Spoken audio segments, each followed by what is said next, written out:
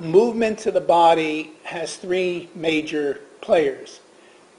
Ferenczi, Sándor Ferenczi, here he is, Hungarian. He was part of the original circle of Freud's, dismissed by Jones as being mentally ill. I don't know if there was any basis for that dismissal, but then the use of the phrase mentally ill for people in that circle was pretty liberal, as you know, it was used to refer to Reich. So Ferenczi is one of the sources. Another source is a name that may be new to many of you, and that's Elsa Gindler. And then the third source is Elsa Lindenberg, and that's why I put the names up so you can easily see the spelling. Reich refers to Ferenczi in The Function of the Orgasm. He says, Ferenczi was that talented and outstanding person who was perfectly aware of the sad state of affairs in therapy. He looked for a solution in the somatic sphere and developed, quote, an active technique directed at the somatic tension states. But he did not know Stacy's neuroses and failed to take the orgasm theory seriously. In 1928, Otto Finichel, Reich's good friend, wrote an article called Organ Libidinization Accompanying the Defense Against Drives. Great title. And in it, he summarizes all of the ways in which people have hinted at a muscular basis for neuroses. This is as early as 1928. And Ferenczi was the main person here. Now, obviously, Ferenczi. Finichel is summarizing in this article. Obviously, Reich read what Finichel read, so he knew this literature. Moreover, it's inconceivable he didn't read this article. Reich and Finichel at this time were very close friends. Not so in another 7 years or so. And here I just want to call your attention to some aspects of this article. If I can just find the appropriate sheet. I have so many different sheets here. Okay. This is Finichel quoting Ferenczi. The study of the organic phenomena accompanying instinctual conflicts of the psychic apparatus has a promise. Oh no, that's Finichel saying that has a promising beginning in Ferenczi. Ferenczi talked about what he called pleasure physiology. And Ferenczi observed 1925, the same year that Reich publishes his first book. And again, if I'm going too quickly, if the names get confusing, stop me. Ferenczi observed that with progress in the analysis and a consequent resolution of psychic tensions, the somatic tensions may also vanish. So he's beginning to see some correlation between musculature and psychoneuroses. This is again quoting from Ferenczi. It's in the Finichel article. Sometimes we find it necessary to call the patient's attention to his bearing, the tensions of his musculature, and through this, to some extent, to mobilize him. As a result, he usually begins to talk about something that was hitherto hidden or unconscious. And he actually used, quote, relaxation exercises. Ferenczi also came out from behind the couch. You know, in the classic psychoanalysis, the patient is lying there, the therapist is back here sleeping or writing letters and probably texting. I don't know what he's doing. Ferenczi had the therapist sitting right next to the patient, and he saw therapy as much more a collaborative effort between patient and therapist. So you see a lot of the roots of what later becomes standard in Reich's therapy is in Ferenczi's work. And maybe it's no accident that Jones, who from all that I've learned was one of the most rigid, uptight Britishers, dismissed Ferenczi as being mentally ill. I mean, Jones's behavior with regard to Reich is just unbelievably lacking in integrity, but that's another story. One of the things that Ferenczi noted was a pelvic block. He said, this is again Ferenczi's observation, that most extreme degrees of cramp occur in the musculature of the pelvis, an observation which is in agreement with the fact that what succumbs to repression is in the main representative of sexual drives. So Ferenczi is seeing all this stuff, but he never develops a therapy around it. But he's making these observations. As you know from if you've read Reich or been in therapy, this whole idea of a pelvic block being very important. There's two other names I want to bring in here. One is Vilma Kovács, another Hungarian psychoanalyst.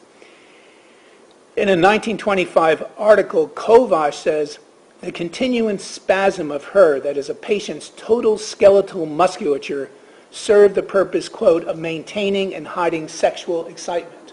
So here is the insight that not only is psychoneuroses manifested muscularly, but it has something to do with sex. It has to do with a way of binding up sexual excitation. Again, will become incredibly important to Reich's therapy. Also, Deutsch had talked about, I forget what was Deutsch's first name. Helena. She talked about somatic health means, in the psychoanalytic sense, freedom from pathology, bound organ libido. Freedom from pathologically bound organ libido.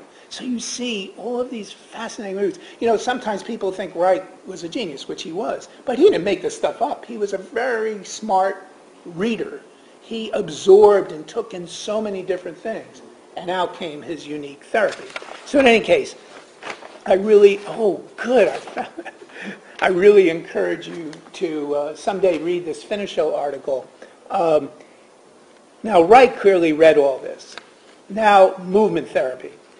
This woman, Elsa Gindler, who I mentioned a moment ago, and that may be a new name to many of you, maybe to all of you, I don't know.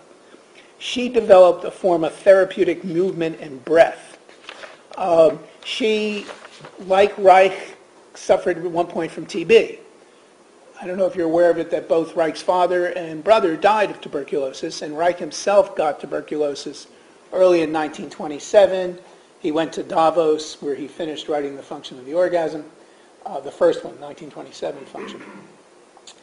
While she was curing herself from tuberculosis, she made observations about breath and the way movement could facilitate breath. So that's Elsa Gindler. Now, she wasn't doing this out of yoga. She was doing this out of her own intuitions and her own body, etc. She is Charlotte Selber's teacher. Charlotte Selber, somebody, you might know her name. She taught till she was 100. So Elsa Gindler. So you know this person? Yes. Good. When Finishow moved to Berlin in 22, I don't know what took him to Berlin, a woman named Clara Nathanson, who later becomes Clara Finishow, studied with Gindler, and apparently Finishow himself studied with this woman. And now, when the Reichs moved to Berlin in 1930, the fall of 1930, and they moved together, Annie and Wilhelm, though their relationship isn't that strong. Oh, I had a photograph of their house. I didn't bring it. I've been to the building where they lived, and they sort of each had it was a big apartment. They had like their own wing, so to say. According to Eva Reich, I don't know if this is correct, Annie studied with Clara together with Eva. Eva must have been like 6 years old. And when they would come home, Reich would always ask them questions. What is this thing you're doing? What is this movement stuff? So if this is correct, Reich is getting this idea through Annie and Eva and through the Finishows, that there's some kind of there's a way of addressing this muscular correlation or correlative of neurotic symptomology or neurotic character. May Day 1932, Reich meets Elsa Lindenberg, who becomes his second, quote, wife. I mean, he never legally married her, but it was his wife. She was a dancer. She studied with Laban in Berlin, and he believed in democratizing dance for the masses. He also developed this elaborate notation system for noting the choreographed piece. Laban, he was also a Nazi, but we'll leave that out. So you have the sense that perhaps Reich, through his relationship with Elsa, through his learning about this Elsa Gindler, is developing this notion that we can do therapy on a bodily level. Indeed, in turn, he's influencing Elsa. So Reich leaves for the States in August. Elsa stays behind in Norway. And this was a pretty iffy thing, even though she wasn't Jewish, but she was surely a communist. And you know, the Germans occupied Norway pretty easily and quickly. My buddy, known to some in this room, Bjorn Blumenthal, after the war, when Blumenthal entered the university, he took classes with Elsa Lindenberg. And it was through taking these classes that he first came to Reich. That's how he learned about Reich. And now he runs the Norwegian Institute of Vegetotherapy. I guess it's one of the main training institutes in Oslo for new therapists. So his contact with Reich was through Elsa Lindenberg, and again, this bodily therapy.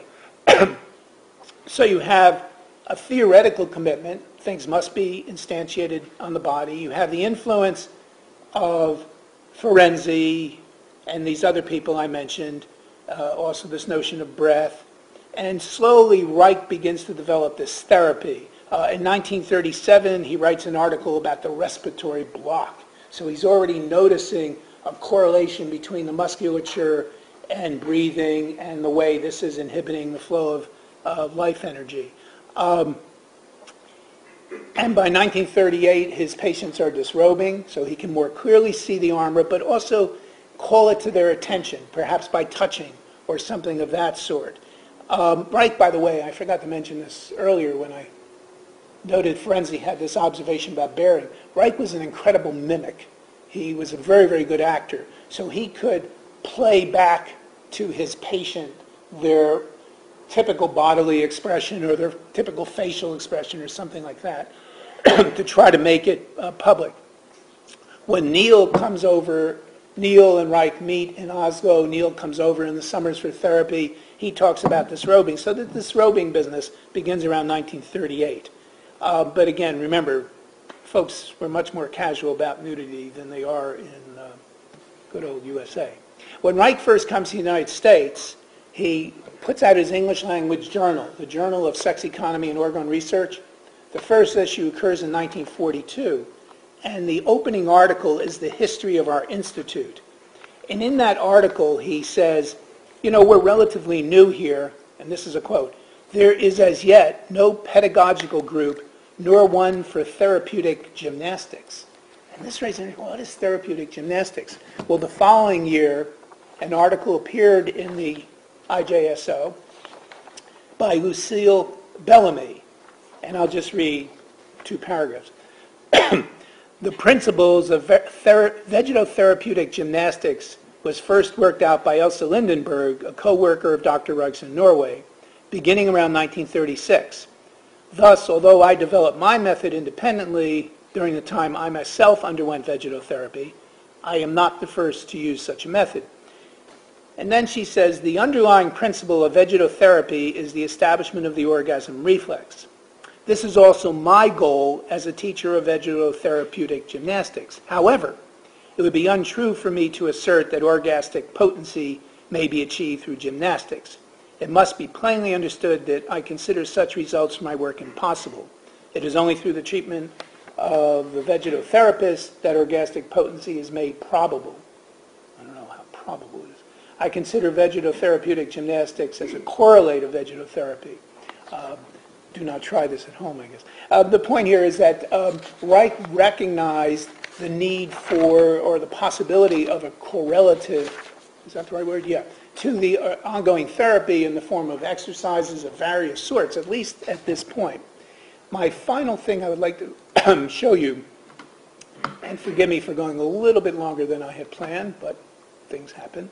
Where is this? It's very hard for me because of the change in... Okay, this is going to be a little hard to see. Let me see. Can we see that? Sort of. In Reich Speaks of Freud, there's an article of Reich's from 1938 where he distinguishes vegetotherapy from psychoanalysis.